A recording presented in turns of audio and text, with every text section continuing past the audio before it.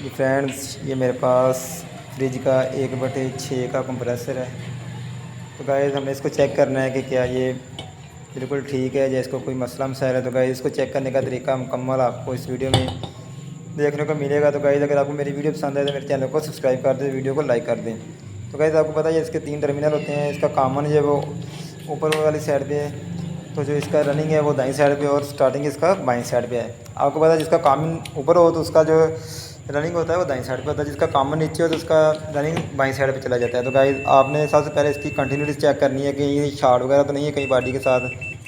तो ये इसको देखें, मैं इसको अपने डिजिटल मीटर को मैंने सेलेक्ट कर लिया कंटिन्यूटी के साथ। तो गाइस मैंने इसको पॉइंट एक एक करके बॉडी के साथ चेक कर लिए। ये देखें तो इसका कोई भी पॉइंट बॉडी के साथ शॉर्ट नहीं है। जिसके बाद आपने क्या करना है, आपने इसके तीनों पॉइंटों को आपस में चेक कर लेना है क्या उनकी कंटिन्यूटी आपस में तो है, क्योंकि कंटिन्यूटी अगर बॉडी के साथ नहीं है तो इसका मतलब अगर कंप्रेसर शॉर्ट नहीं है और आपस में भी तीनों पॉइंटों की कंटिन्यूटी मीटर पे शो होनी चाहिए। तो ये बजर का भी आवाज़ भी आनी चाहिए। तो गाइस ये देखें तीनों पॉइंट जो मैंने चेक करनी है इनकी कंटिन्यूटी बिल्कुल ओके है। तो गाइस ये देखें रीडिंग भी आ रही है मीटर के ऊपर। तो इसको अब मैंने स्टार्ट करना है डायरेक्ट स्टार्ट। तो किस तरह स्टार्ट करेंगे गाइस, ये देखें। तो कंटिन्यूटी को चेक करने के बाद आपने करना है कि आप सिंपली एक वायर लेनी है। ये मैंने वायर ले ली है। तो गाइस डायरेक्ट स्टार्ट करना है, क्योंकि रिले के ऊपर तो स्टार्ट हो ही जाता है। तो डायरेक्ट स्टार्ट करके चेक करना, जब भी आप कंप्रेसर को चेक करें तो डायरेक्ट स्टार्ट करके ही चेक करें। ये जी देखें एक वायर ली जिसके आगे 2 थिम्बल लगे हुए हैं। तो गाइस सिंपली हमने इसको स्टार्ट करने के लिए एक इसके कॉमन पे और दूसरा थिम्बल इसके रनिंग पॉइंट पे लगाना है।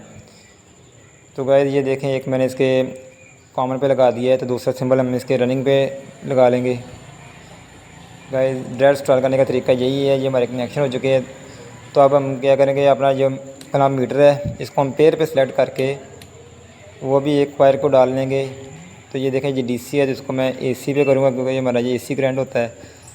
तो गाइस किसी एक वायर के साथ अपना अपना क्लैंप मीटर को अटैच कर लेना है। ये वायर उतर गई है।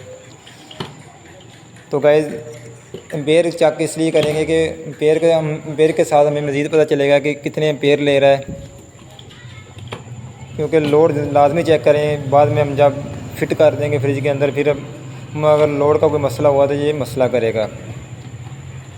तो गाइस एम्पेयर मीटर डाल लिया इसे। तो अब मैं इसका जो शू है उसको 220 वोल्ट में लगा दूंगा।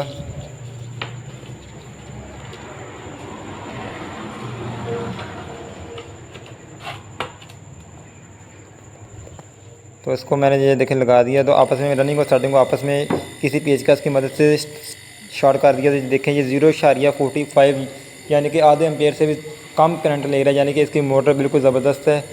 तो इसका हम पंप भी चेक कर लेते हैं। तो गाइस इसका प्रेशर भी बिल्कुल ठीक है, आप देख सकते हैं। आप इसके एम्पेयर चेक कर लें, इसका प्रेशर चेक कर लें। तो गाइस यही तरीका होता है किसी भी कंप्रेसर को चेक करने का।